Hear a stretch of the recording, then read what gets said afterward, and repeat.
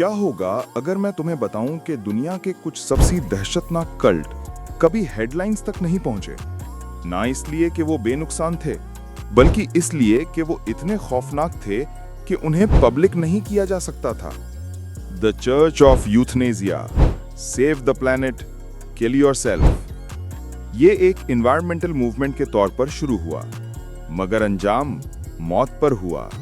1990s के आगाज में क्रिस कॉडा ने चर्च ऑफ यूथनेसिया बनाया। उनका दावा था कि इंसानियत ही जमीन की तबाही की असल वजह है। उनका motto, save the planet, kill yourself. Members को सेलिबसी, पैदाइश से दूर रहने और हत्ता के खुदकुशी तक का मशवरा दिया जाता था, ग्रेटर गुड के लिए। उनकी होली स्क्रिप्चर्स सिर्फ एक कमांडमेंट थी, दाउ शाल्ट नॉट प्रोक्रिएट। पब्लिक का गुस्सा तब बढ़ गया जब कोडा ने एक टेक्नो गाना निकाला, save the planet, kill yourself. हैरानी की बात यह कि वो अंडरग्राउंड रेडियो पर वायरल हो गया, मगर इस मजाहिया नारा के पीछे एक स्याह सच छुपा था। कई फॉलोअर्स ने वाकई अपनी जान ले ली और उनके सुसाइड नोट्स में कल्ट का डॉक्ट्रिन लिखा होता था। जो बात एनवायरनमेंट से शुरू हुई थी, वो एक सुसाइडल फिलॉसफी बन गई। और फाउंडर वो कहती रही कि ये सिर्फ परफॉर्मेंस आर्ट था। The ant hill kids, Canada का खौफनाक दास्तान। सोचो, एक ऐसा आदमी जो खुद को खुदा की आवाज कहे और लोग उस पर यकीन कर लें। 1970s के आखिर में क्यूबेक का रॉच थेरियट ने एंट हिल किड्स बनाया।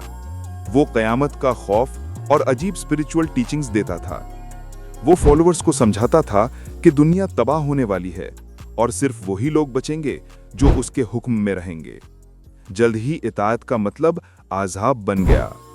मेंबर्स को अपनी वफादारी साबित करने के लिए खुद को म्यूटिलेट करना पड़ता था। थेरियट खुद सर्जरी करता, बिना एनेस्थीसिया के और घरेलू टूल्स से। एक औरत का बाजू इन्फेक्शन से सड़ गया तो उसने खुद ही एम्प्यूटेट कर दिया। वो चंद घंटों बाद मर गई। 1989 में वो गिरफ्तार हुआ, मगर तब तक सहमे हुए घराने, तबाह जिंदगियां और बर्बाद बच्चे उसके जुनून का निशाना बन चुके थे। The order of the solar temple, अमीरों का शानदार इंतहार। ये कोई आम जुनूनी लोगों का झुंड नहीं था। ये डॉक्टर्स, मिलियनेयर्स और इंटेलेक्चुअल्स का एलीट ग्रुप था। ल्यूक जॉरेट और जोसेफ डी मेम्ब्रो ने 1980s में ये सोसाइटी बनाई और दावा किया कि वो सीरियस सितारे की तरफ रूहानी सफर की तैयारी कर रहे हैं। उनका यकीन था कि वो नाइट्स टेम्पलर के रूही वारिस हैं और रिचुअल डेथ से वो इंसानी हदूद से आगे बढ़ जाएंगे। 1994 में स्विस पुलिस को 53 लाशें मिली, मैचिंग रोब्स में, परफेक्ट फॉर्मेशन में, मगर ऑटोप्सी ने सच खोल दिया। कई लोगों को गोली मारकर फिर आग लगाई गई थी। लीडर्स ने उन्हें सीरियस का सफर का वादा दिया था। हकीकत यूरोप के तारीख तरीन मास मर्डर्स में से एक। आज तक कोई नहीं जानता कि कितने टेंपल साइट्स मजीद थे। कुछ फॉलोअर्स तो बस गायब ही हो गए। Movement for the restoration of the 10 commandments. Uganda में एक गलत डूम्सडे प्रोफेसी ने तारीख का दूसरा सबसे बड़ा कल्ट मैसेकर पैदा किया, जोन्सटाउन के बाद। यह ग्रुप उन विजनरीज की रॉयत के बाद बना जिन्होंने दावा किया कि वर्जिन मैरी ने उनसे बात की। पैगाम, दुनिया 1 जनवरी 2000 को खत्म हो जाएगी।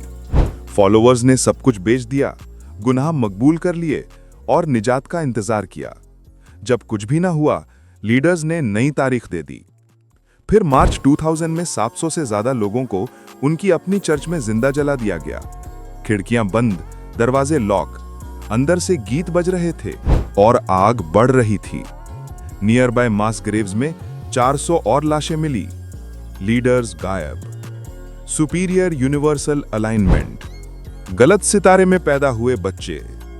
1990s ब्राजील, वेलेंटिना डी अंड्रादे में दावा किया कि 1981 के बाद एक्वेरियस के सितारे में पैदा होने वाले बच्चे बुरे और बेरू होते हैं।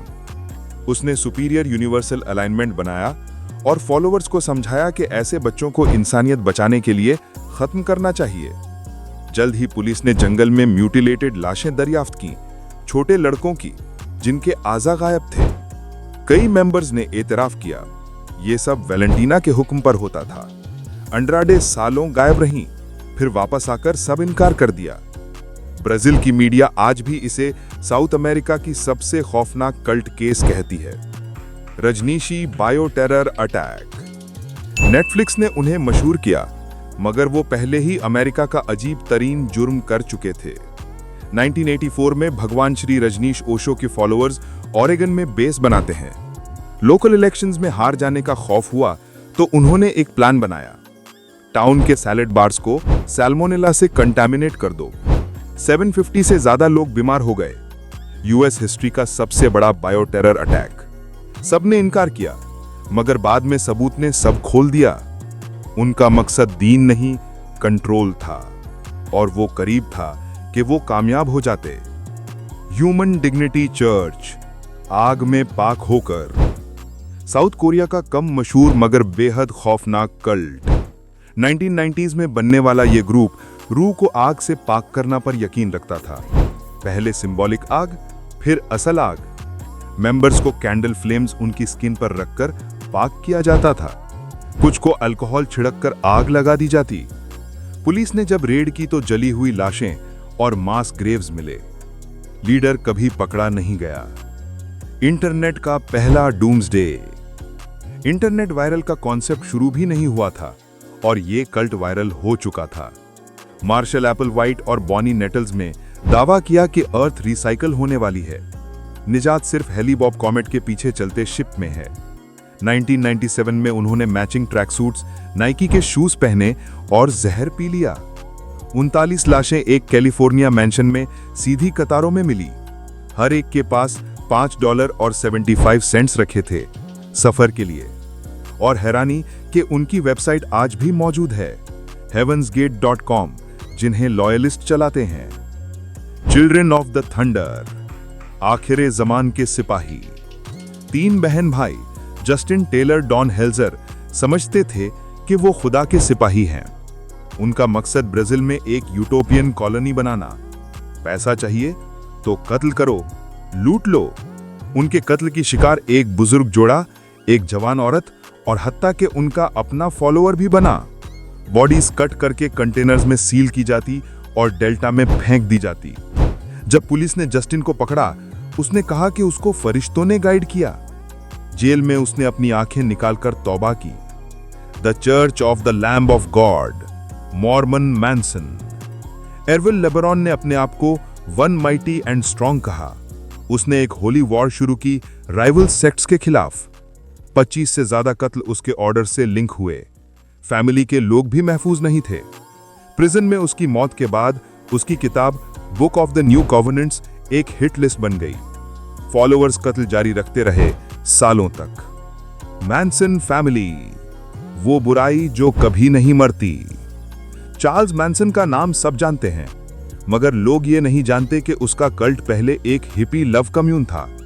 1969 तक वो कत्ल का मशीन बन चुका था। मैनसन ने फॉलोअर्स को समझाया कि रेस वॉर आने वाली है। हेल्टर स्केल्टर और उनके कत्ल इस जंग को शुरू करेंगे। उसके हुक्म पर शैरन टेट और दूसरों को बेशर्मी से कत्ल किया गया।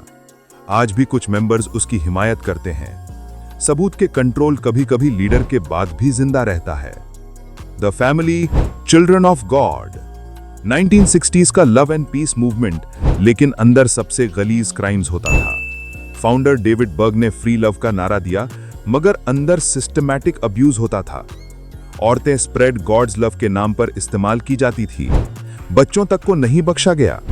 रिवर फीनिक्स और जोकिन फीनिक्स जैसे लोगों ने अपनी डरावनी बचपन की कहानियां शेयर की। बर्ग की मौत के बाद कल्ट रीब्रांड होकर फैमिली इंटरनेशनल के नाम से चल रहा है। तुम सोचते हो तुम कभी किसी कल्ट का शिकार नहीं बन सकते। साइकोलॉजिस्ट्स कुछ और कहते हैं। कल्ट्स दीवानों को रिक्रूट नहीं करते, वो तन्हा लोगों को करते हैं। वो बिलोंगिंग, पर्पस और मीनिंग का झूठा एहसास देते हैं, फिर धीरे धीरे तुम्हारी आइडेंटिटी छीन लेते हैं। शुरुआत मोहब्बत से होती है, अंजाम कंट्रोल पर होता है। क्यों लोग अभी भी अंधेरे की तरफ खींचे जाते हैं? ये कल्ट्स हमारी एक कमजोरी दिखाते हैं। इंसान को यकीन चाहिए, चाहे वो खौफ में ही क्यों ना बदल जाए। आज के tech cults, online manifestation groups, सब में वही पैटर्न्स मिलते हैं। Charismatic leader, isolation, fear based control, doomsday prophecy. इंसानी साइकोलॉजी की वो कमजोरी जहां उम्मीद लॉजिक को हरा देती है। हमने इस कंटेंट को बनाने के लिए तफसील से रिसर्च की है, लेकिन इस पूरी कहानी को शॉर्ट वीडियो में एक्सप्लेन करना मुश्किल होता है। शुक्रिया देखने के लिए। लाइक करें, सब्सक्राइब करें और शेयर जरूर करें। आपका सपोर्ट हमारे लिए सब कुछ है।